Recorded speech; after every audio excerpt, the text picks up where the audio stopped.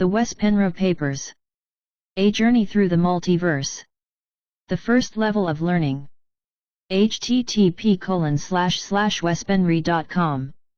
Soulution Section. Soulution Paper Number 5, The Great Initiation. By Penre, Wednesday, August 31, 2011. Part 3. 8. The New Earth. The late stand-up comedian George Carlin was a genius. Years ago he told us about the club that none of us are invited into, which only gets richer and wants more, and soon they are coming for our social security money. And he tells us that they will get it. Oh yes, they will get it. Carlin chose stand-up comedy as his way of educating people. This was his forum, just like writing papers is mine. But the way Carlin communicates is very powerful and he knows what he's doing. When everything is taken away from people and they have nothing left to lose, they will rebel. Unfortunately, this is what the PTB hope for, so they can slaughter a big bunch of those who are storming the White House and other facilities to get to the politicians inside. What the outcome will be remains to be seen, but no matter what I say here, there are still going to be a lot of people uproaring and many will be killed, both regular people and politicians. It sucks to be a politician now and in the near future. People will run them down the street and kill them for what they've done to us. The mob will not discriminate between the good and the rotten apples. Still, there's going to be some who simply say, "I've had enough," leave the big cities and move into the countryside. There they will grow their own food in spite of its illegality, and separate themselves from what is happening in the metropolitans. It's already happening. 8.1 The Split in Consciousness. When enough people start creating their reality consciously, we will create a new planet, a new Earth. There will be a metaphysical splitting of worlds. This doesn't mean our current Earth will physically be split in two pieces, floating away from each other in space/time. It will more be like what you see on movies sometimes. They show you a picture of Earth, then it becomes a little blurry and a phantom picture of the planet separates itself from the first one and eventually there are two Earth beside each other, but in different densities. When will this happen? Some say it will happen quite soon, in a few years. I think it will take longer. Humankind's greatest leap in consciousness happens in the nanosecond, 1987 to 2012, that's when we build the cornerstones for the future. Once the nanosecond is over, December 21, 2012, time will either slow down to normal again pretty quickly, or it's going to be like a race car. Once you've passed the finish line, it takes a while before you've managed to slow down the car from its high speed. Either way, the building blocks we created as a mass consciousness during the nanosecond will be what we use in the future. Are we going to be able to reach our goals and ascend into this new level of consciousness and make the splitting of Earth occur? First of all, this is a part of normal evolution of a species, so it's nothing specific for Earth, and many other planets in the galaxy are going through a similar process right now. However, in Earth's case there are some specific mechanics involved as of how this ascension will take place, but this is something that will be discussed in more details in the second level of learning. For now, we only need to concentrate on what we've discussed earlier in these papers. The splitting of Earth will most likely not occur yet, but numbers are important. How much chaos did the mass consciousness manage to stir up during the nanosecond? How many beings were able to wake up from their sleep and start working on themselves? This is what matters. Most of us have heard of the 100th monkey syndrome, while others call it the 3% rule.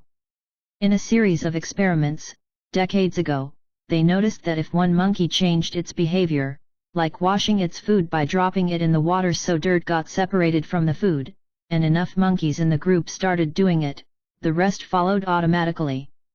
But not only that, it also worked on a global scale, the scientists noticed. If about 3% of the whole monkey species started changing a certain behavior, all the rest started doing the same thing, although they were living in different areas and had never met each other.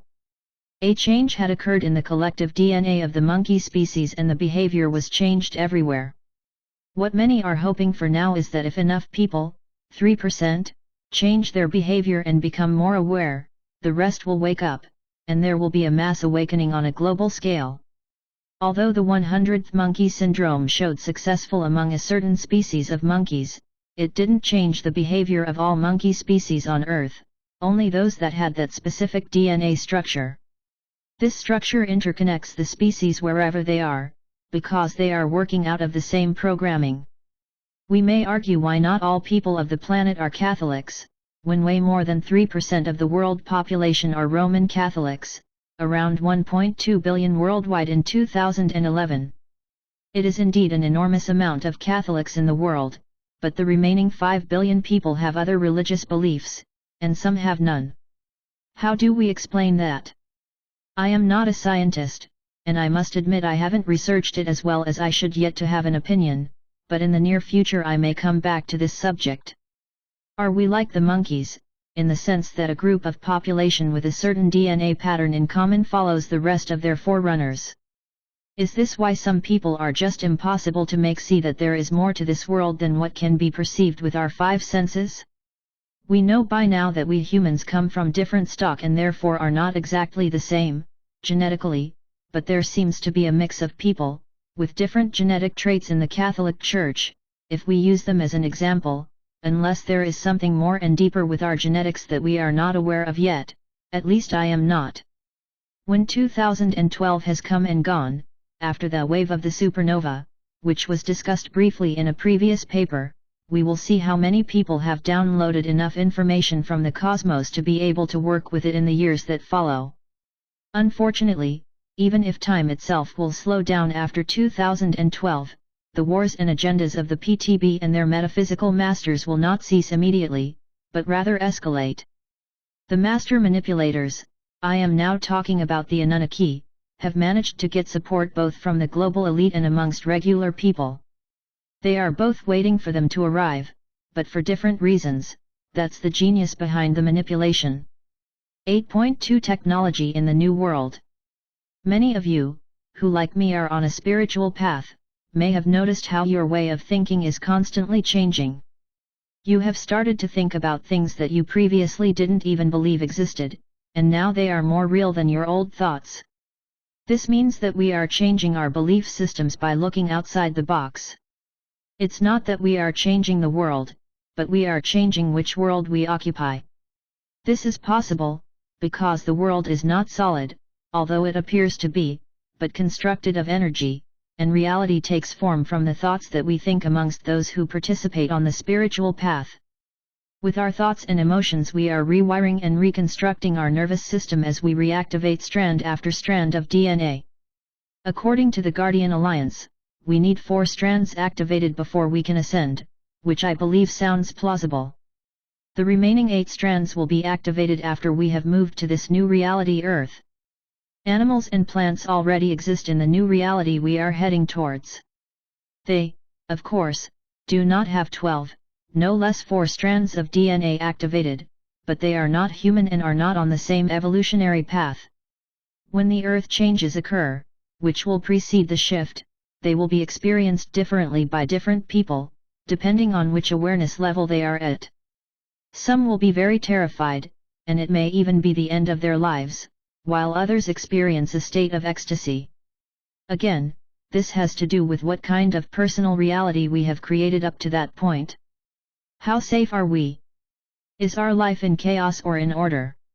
If we have created an internal and external local universe of safety and order, the wave that will hit us is going to bring us through ecstasy to even higher awareness. This is how different reality will be for different people. One is not better than the other. Our experiences are just a matter of what choices we have made. Those who have chosen to embrace a new world will also embrace the changes in society and the environment, knowing that the chaos and confusion that will come is a part of the transition. We will meet the changes with love and without fear and anxiety. It is our job to be vibrating on a level of love and light, and share this stability of higher vibration where it's needed, to keep others safe as well. It may sound like a big task, but it will come quite naturally for those who have prepared themselves. In the times to come, it is important for us to realize that we will always be in the right place at the right time, and everything will adjust itself in our favor. If you know inside that this is true, and not just something you read here or elsewhere but never really took to heart, you will get all the guidance you need to get through the hard times ahead. You will understand, without any doubt, that everything that is happening around you is absolutely necessary to ring in the new era, a new paradigm. Once this is over, we who choose to live in the new world will still have some technology. Technology in itself is neutral, but it is presently used destructively, in general, and is not enhancing us or our environment. Cell phones and electronics will be banned in many communities, because people will realize how incredibly destructive these devices are for our nervous system and our energy fields. And upon that, electronics are addictive, even more so than heroin and methamphetamines. The technologies that will be used will be there to enhance our lives and our development as a species and not be used destructively, like they are now.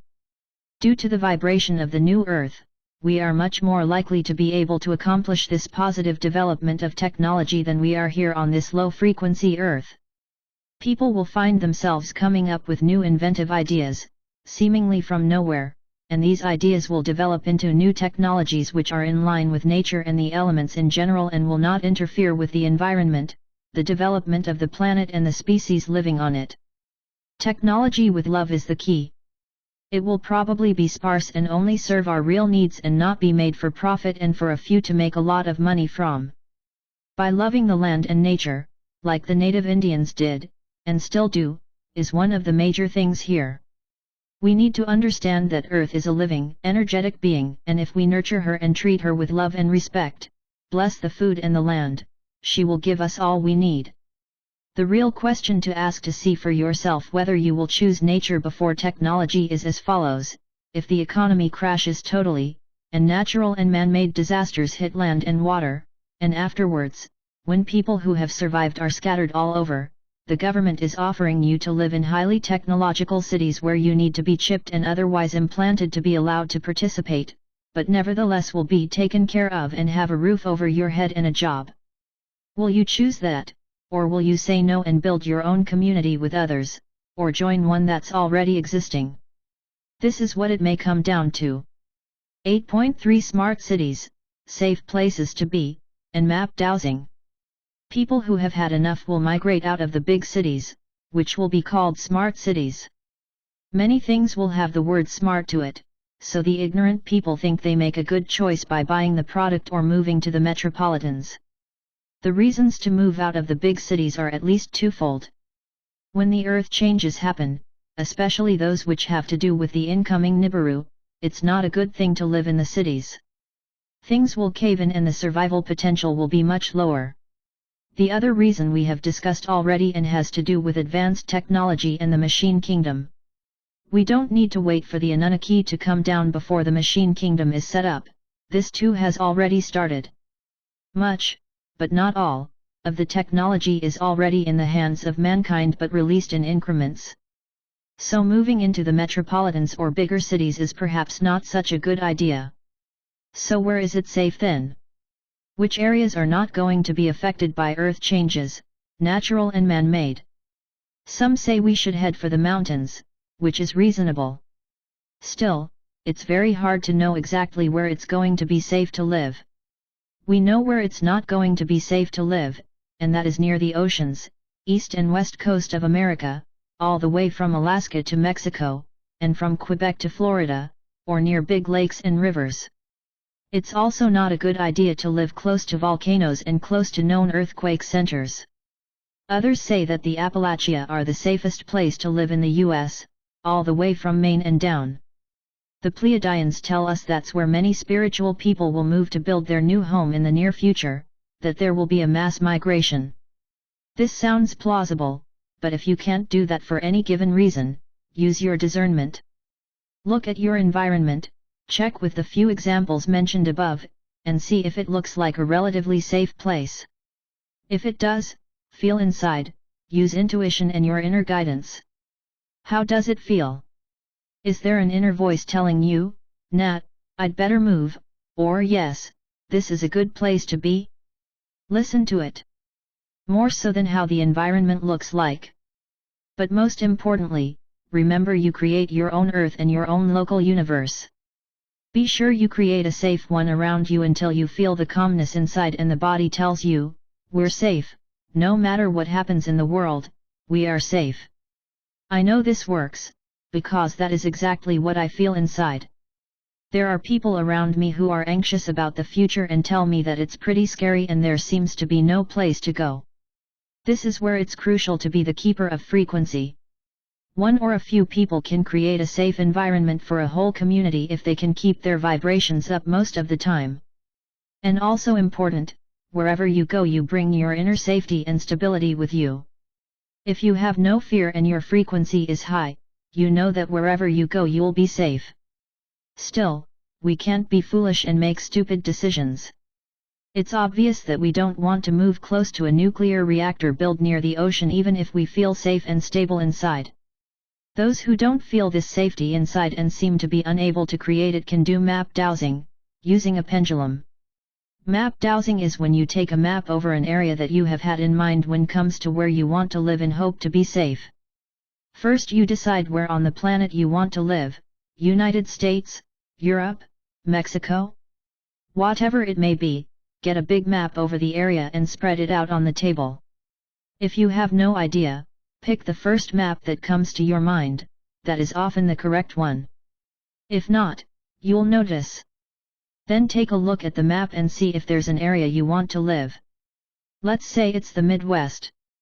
You swing the pendulum over that area and ask, is the Midwest a good place for me to live through the earth changes? After have decided what movements you want the pendulum to use, e.g. swing for yes and be still for no, you check the reaction. If it seems like a good place, you narrow it down. Once you've found the place the pendulum gives you, go and do something else and come back and ask the question again, while concentrating on the exact area that was chosen earlier. If the pendulum still tells you to go there, consider it. If you try 3 times and it shows different results on that area every time, start anew with another area on the map. This is an old technique and it's working because it's addressing the unconscious mind, which has all your memories stored and is multidimensional. The unconscious mind knows where it's the safest place for you. It doesn't mean you're not going to have some obstacles in your way even if you move there, but the chance of coming out of it alive is probably greater. Someone told me that somewhere in the middle of the United States someone is offering homesteading and free land for those who are interested. There are no facilities, it does not come with setup on a grid, but there will be people who had no idea what they are capable of to come into high innovation. When Uranus goes into Aries it will activate the higher mind in humanity, but it will also activate the warm mind in humanity. The Sun, in the next couple of years, is approaching solar maximum stage. It happens every 11 years, activating the solar sunspot cycle. When the Sun gets up in gear, it can interrupt and even destroy electronic systems. The Sun is also a sentient being, and doesn't shoot out random energy. It has the ability to read the vibration of every single person and every single being on Earth and elsewhere in the solar system. That's why when you say hi to the Sun, she knows who you are. She knows the smallest creature and the largest and sends information along its rays. Just recently, August 2011, even scientists noticed that we were just hit by a significant amount of gamma rays, which even made some people hear a disturbing noise.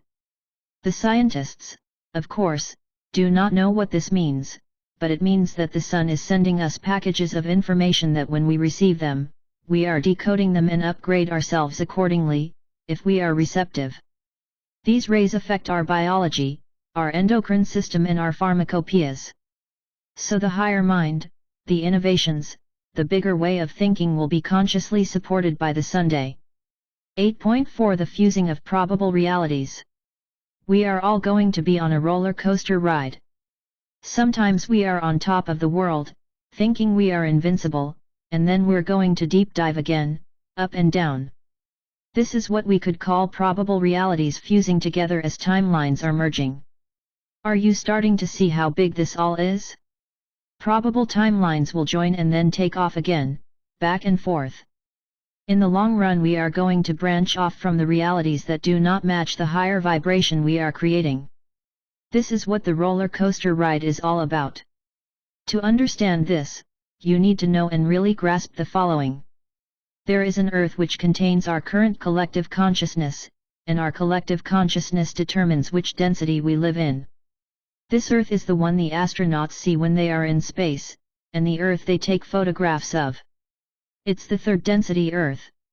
You, and everybody in the world, are all creating your own reality. Your own reality is forming your own, personal Earth and local universe. Everything you experience firsthand is your own Earth/local universe. You can expand it as much as you want. You will create the new Earth firstly in your own local environment after first have visualized it inside.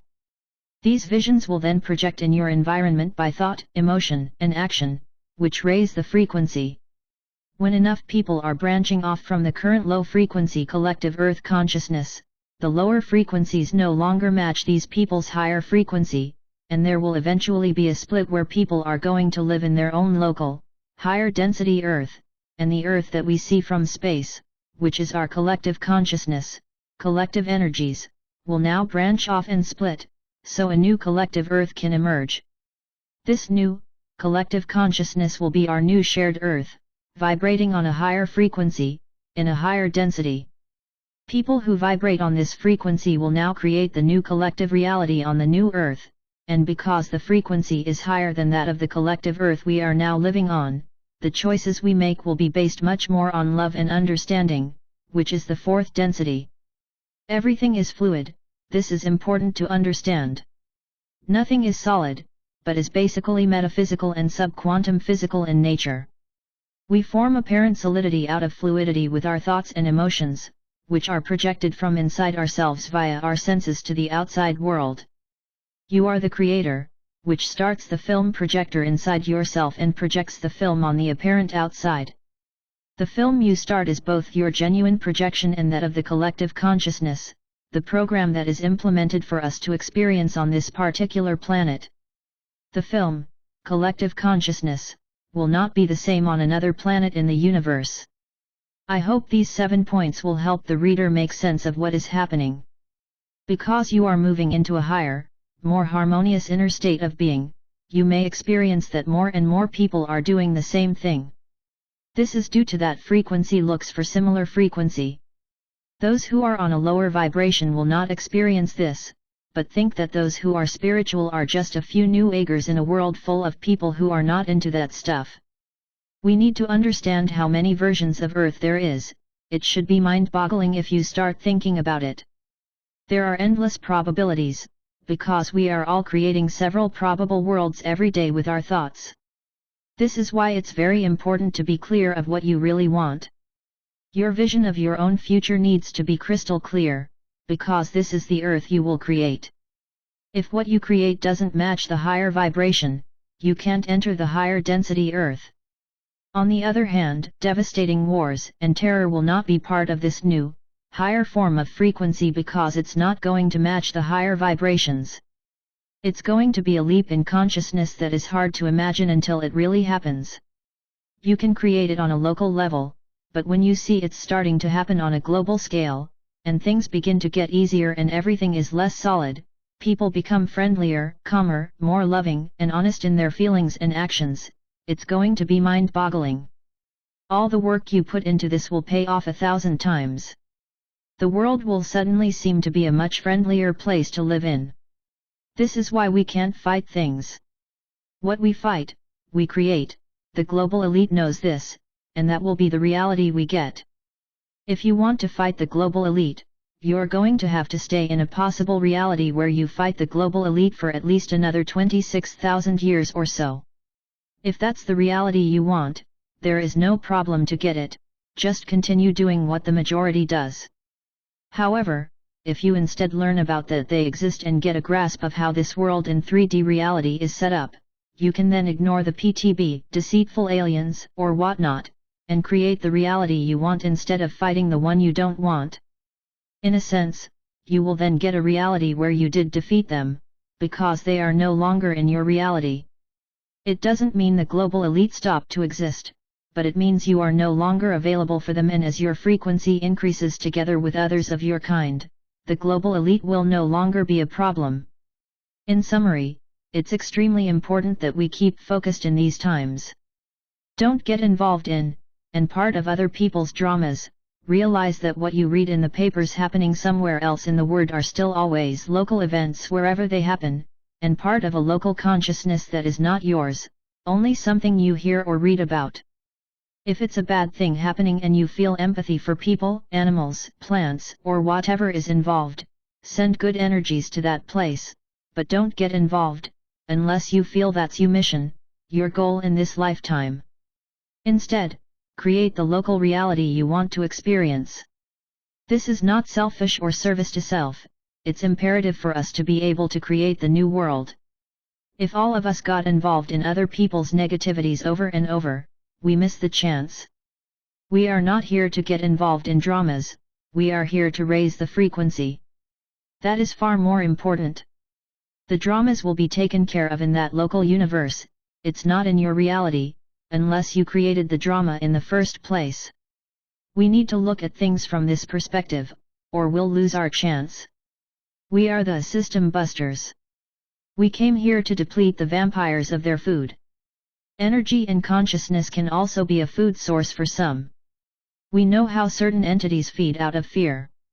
Once we have taken their food source away, they have no choice but to change their diet or leave the planet. Our new collective version of the planet, that is 8.5 2015 to 2024, the formation of a new society. 2012 is not the end of the world like they suggest in movies and elsewhere. However, to use a phrase that has been used extensively the last 10 to 15 years, it's the end of the world as we know it. 2012 is the peak and the end of the nanosecond where we receive increased gamma rays from our Sun, the galactic center, but even other stars that are lining up with us. There will most likely also be this so-called wave of the supernova by the end of 2012, something we will bring up more in the subsequent paper. The Earth changes, the passing of Nibiru, both the planet and the battleship, man-orchestrated changes and more will still continue happening after December 21, 2012, and peak later on, but the way things come together, it looks like 2015 to 2017 will be the time period where people in larger quantity will move away from electronics and leave the big cities after have had enough and time to plan. Small communities will be set up, more and more self-sufficient. People will use their skills, and learn new ones by those who are savvy, to become multi-talented. The most important thing is that they will build gardens, not only to build beautiful flower beds, but to plant everything needed to be self-sufficient when comes to food. These people will be of higher consciousness than those who stay in the cities, and they know how to bless the earth and the food before they take something from it, and they will plant their food with love and treat what is growing with wisdom, light, and love. They will make love in the garden as well, because they know that all this put together will nourish the earth and what's growing from it, and the food will be excellent. These communities in general will not sell their products, and when communities want to support each other and see to their own survival, they will barter. Money will not be part of the future society. When those in the cities hear about the excellent food, free from poison, many of them may want to buy it, but the government will make sure that won't happen. They will attempt to outlaw these communities, which may have to go underground for a while, but will sustain. In the cities, you can only buy contaminated food from the big corporations like Monsanto and a few others, or they put you in jail. Some brave souls in the city will make weekend trips to rebellious communities they've heard of and barter food with them in secret.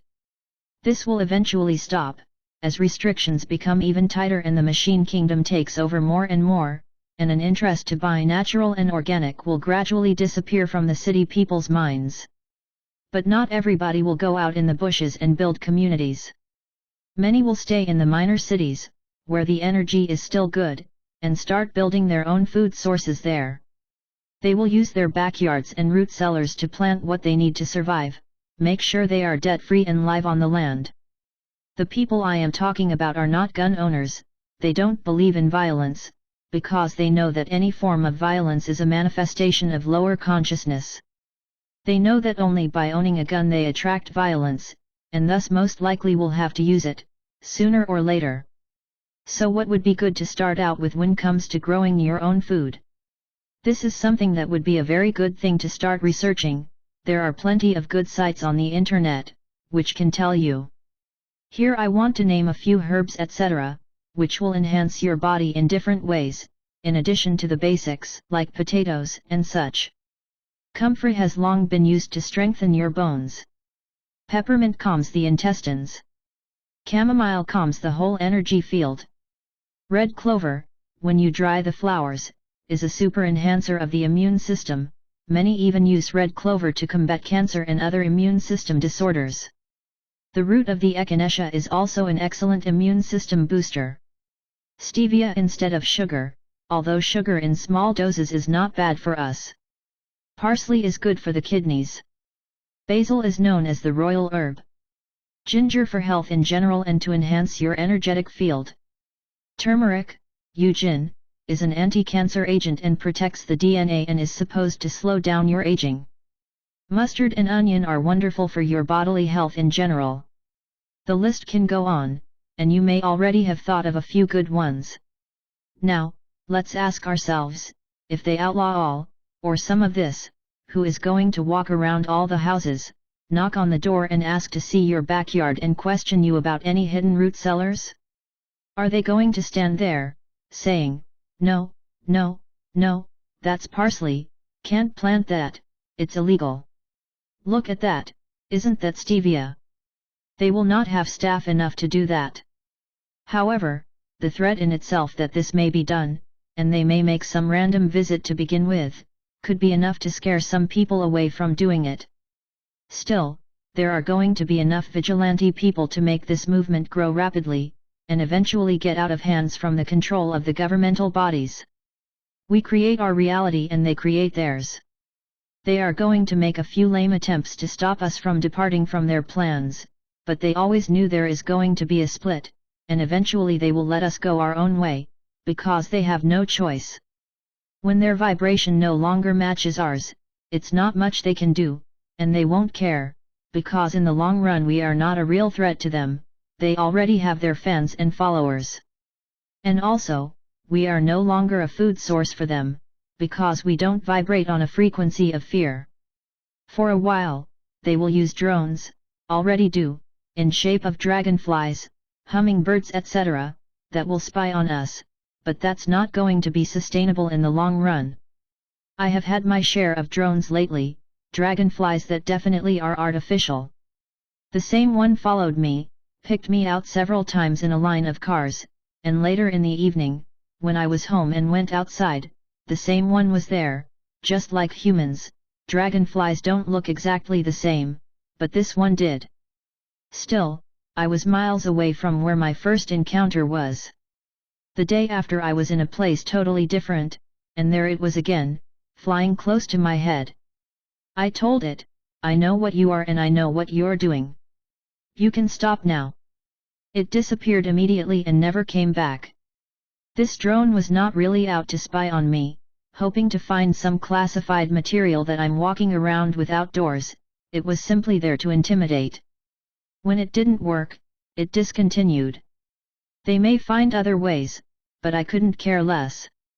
No one, and nothing can stop me at this point from going where I want to go. People of the same soul groups, with the same kind of soul agreements, will meet here in this lifetime. You may meet with people whom you think you've never seen before, but they seem kind of familiar. These people could very well be someone from your own timeline, someone you worked together with thousands of years ago, or you were lovers, friends, or something else. These communities or connections between people on the same wavelength will not be random, they are old soul agreements, and everything is coming full circle. We live in interesting times. 9. How to emit good energy. Our times require of us to learn how to manage energy. We have to make this choice whether we want to be experts on managing it to spread good energies around us, or be lazy and therefore both be deceived, taken advantage of, and stay in a low frequency. These times will bring about a lot of challenges. Once you start practicing on managing energies and emit light and understanding around you, there will be those who really challenge your patience and abilities to do so. I have become good at it with a lot of practice and I am able to create a safe environment almost wherever I go, but I am still not perfect. I am pulling in energies from people that makes the job very challenging indeed, because the energies clash and the other party is trying you out, consciously or subconsciously. They are my catalysts and I need them to improve, so even if my energy field is being pulled down to a frequency that is not of my choice and I experience emotions I don't want to emit, I learn a lot from it. Here on Earth, in 3D reality, it's impossible to keep the energy field in a constant high, but we have the tools and we keep on practicing until we reach a level when we can keep the frequency most of the time. I believe I've reached that point, but still want to get better at it. Laughter is a wonderful play with energy. If you can laugh, you are free. Laughter is extremely important.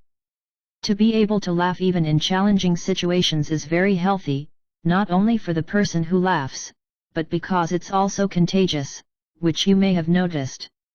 Lots of laughter makes you multi-D, it puts you way beyond your body. The energies that come in when you laugh are very powerful and uplifting, it opens the chakras. It takes away the doom and gloom of a situation and solutions come much more easily because laughter creates fluidity and literally bursts the clouds inside. In the future society, entertainment will be a very important part. People like to laugh, and good comedians, uplifting entertainment, art, and music will be highly valued. Artists will be truly appreciated in a way they are not today.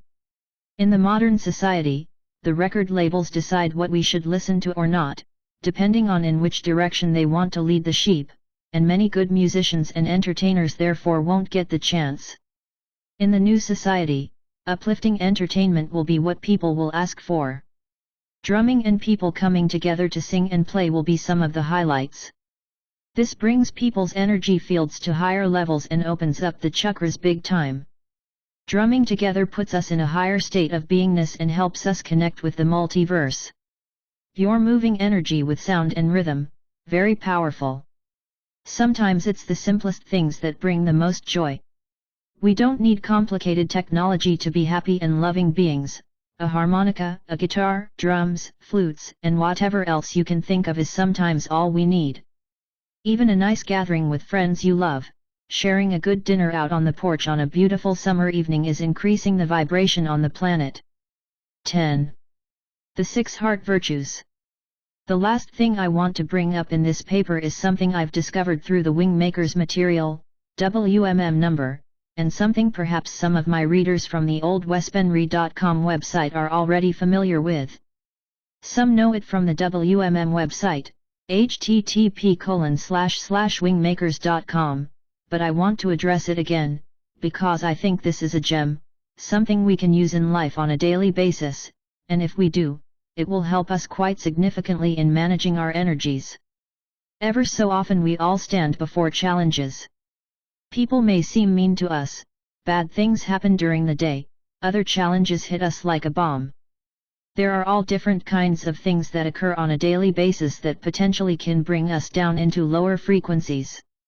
The 6 Heart Virtues is something we can implement on any situation that may occur, and it helps us seeing the bigger picture and use our hearts to dissolve a solid situation.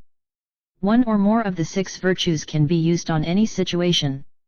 You choose which one is applicable to what you are experiencing, then apply it. Here they are, as presented on the Wingmakers site. Appreciation. At the subtle levels, this virtue is focused on a specific awareness that first source surrounds our fellow beings as a field of consciousness and that this consciousness unifies us. If we are unified, it follows that we operate as a collective consciousness at some deeper level, and in this place, we share a common purpose that is richly textured, supremely vital, and yet mysterious, dynamic and uncertain. This awareness, or even belief, shifts our focus from the small details of our personal life to the vision of our purpose as a species. At a more practical level, appreciation expresses itself in the small gestures of gratitude that support relationship loyalty and bonding. The deeper levels of appreciation make the relatively surface-level expressions genuine because they stem from the frequencies of soul instead of the motives of the ego or mind. Humility. the soul expresses the love frequency derived from first source. It is its most important purpose, while embodied within the human instrument, to circulate this delicate, sublime frequency of love to the human instrument. It will come as no surprise that it finds the heart a more willing collaborator than the mind. Humility is the realization that the heart, mind, and soul mingle in the grace of first source. That their very existence is upheld through the dispensation of love from first source just as surely as a tree is sustained by sunlight. In the religious, psychological, and philosophical materials of our planet there is great consideration given to the mind. As a man thinketh, so is he. At a more granular level, many people believe that what they think causes their feelings, which in turn creates their vibratory rate, and this vibratory rate attracts their life experience. So, applying this logic, the way to attract good things into our life is to think rightly, lest we attract evil or hardship. Humility understands that the being that represents you, your fullest identity, is not constituted as a chain reaction of the mind. Rather, it is the presence of love embodied in human form, and this love expresses itself in the virtues of the heart, the pure intellect of the contemplative mind, and the creative pursuits of the heart, mind, and soul. Humility is the expression of this love frequency, knowing it derives from what already exists in a higher dimension, and in this dimension love is not a thing of sentiment and emotional heaviness. It is a liberating force that acts according to the archetype of first source. All is one. All is equal. All is divine. All is immortal. Valor, while valor is generally used in the context of war or the battlefield, it is, as an element of love, linked with the act of speaking truth to power, especially when an injustice is committed. It is common in today's social order to pretend ignorance of the injustices of our world. Self-absorption in one's own world is a key threat that undermines the expression of valor, and fear of consequence is the other. Individuals who fear consequence in pointing out an injustice misunderstand the creative force of first source. When you operate as a creator, you are ever vigilant to the incremental or sudden onset of injustice, and when it occurs in your life path, it must be identified for what it is and dealt with. Valor is the aspect of your love that defends its presence in the face of injustice as measured in the social order.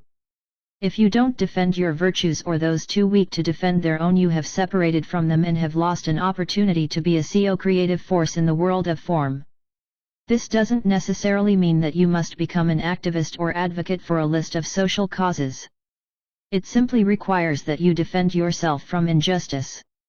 Children in particular require this protection. When I was only about 7 years old, I vividly remember going to a store with my father, and while we were walking in from the parking lot, we noticed a mother quite literally beating her child in the back seat of her car. It was a busy Saturday and there were many people in the parking lot, but it was my father who approached the woman and asked her to stop. His voice was firm from his conviction, and the woman immediately stopped. This was an act of valor because there was no real judgment associated with it. It was simply an injustice that required intervention in the moment. Compassion for both the child and the mother were present in my father, and I believe the mother knew this.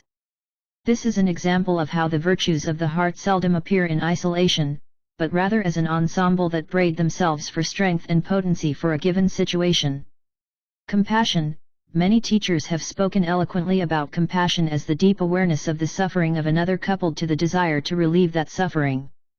In the context of the new intelligence that is seeding itself on our planet, compassion is an active desire to assist others to align with the new fields of intelligence that are manifesting in the three-dimensional world, aware that their desire and ability to align is distorted by their social enculturation. It does not accurately reflect their intelligence, spiritual inclinations, or purpose. The planet we live on is an intelligence unto itself. It is both physical and has very high-frequency energetic structures just as we do. It is shifting from the third dimension to the higher fourth dimension, and it has been planning this before humanity was even seated on the planet. It is part of the evolutionary cycle of planetary systems to transmute accumulated densities from one dimension before passing into a higher dimensional grid. Compassion therefore is extended to both our fellow beings and the planet itself, with the realization that we are part of one another's destiny if only for a single lifetime. Planet and person dance in the ascending currents of first source in a collaborative process of regeneration and renewal. We are all part of the mysterious overtures and energetic transcendence that is occurring between Earth and the universe, and as Earth transforms its accumulated densities, each of us will be challenged to transform our own, or become further embedded in our fears and emotional turmoil. We are privileged to be part of the ascending planetary structure of Earth's nurturing spirit and universe importance. There is now present on Earth an amazing diversity of cosmic beings sheathed in human instruments, but hailing from incredibly diverse sectors of the cosmos. We are here to witness and support this transcendence of Earth over the densities and entrainment of the three-dimensional intelligence and its artifacts. We are here to accelerate our spiritual growth in an order of magnitude seldom achieved elsewhere in the multiverse. This is a gift of the Earth to those present on the planet at this time, and, in some small measure, the motive for our compassion. Understanding, the world of form, just as the formless worlds, is composed of energetic structures beneath its denser expression. In a real sense, everything in the multiverse is energy with incalculably long, energy-based lifespans. Energy is transformational, that is, it can alter or shift into other states of being or, in the case of humans, consciousness.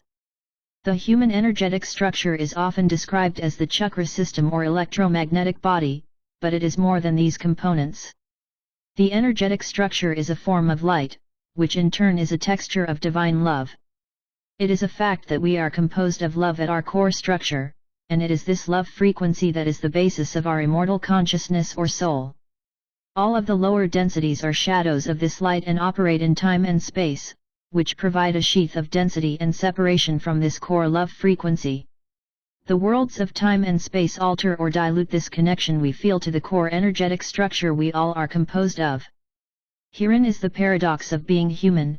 Our innermost structure is divine love and our outermost structure is a means of experience for the innermost structure, but we have become entrained by the outer vehicle to the degree where we identify with it more than the occupant, our true self inside. All of us feel this dissociation with our true self and over-identification with our vehicle, human instrument. Perhaps only in degree is there any difference among us. Understanding is the aspect of heart intelligence that recognizes this dissociation from the love frequency is a necessary design component of the larger blueprint that is occurring on the planet. In other words, it is not that humanity has fallen from grace or is tilted irrevocably toward sin. Rather, we have simply accepted the picture of reality that is dominant, and its dominance is not by accident but by the designs of first source. There is a well-known phrase within Lyricus that roughly translated says, "The elegance of time is that it unravels the structures of space that have sealed love from itself." The structures of space, in this case, refer to the human instrument. Only time can break down the rigid barriers or subtle membranes that prevent or diminish the love frequency from exerting its wisdom in the behaviors of the individual. If time is the variable of importance, it stands to reason that everyone is on his or her way to this realization. It is simply a matter of time before they achieve it. Thus, time is the differential that separates us. In a sense, we are all time shifted from one another.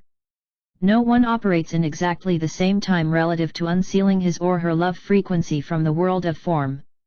Realizing this helps you to understand the relation of unity to reality, and in this realization you are able to accelerate time for yourself and those with whom your life touches.